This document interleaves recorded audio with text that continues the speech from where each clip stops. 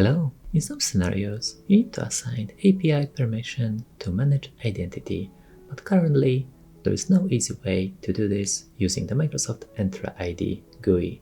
Today, I show you a simple script you can use to achieve that.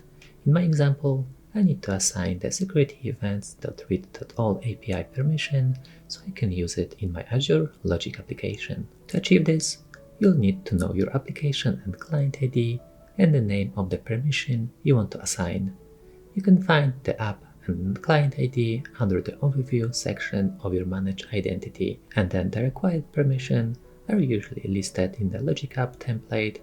Alternatively, you can check the Microsoft Learn website to look them up. Now, let's open Azure CLI and run the script.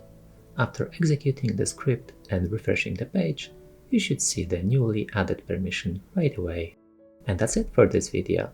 You now know how to assign API permission to a managed identity. Hope that helps.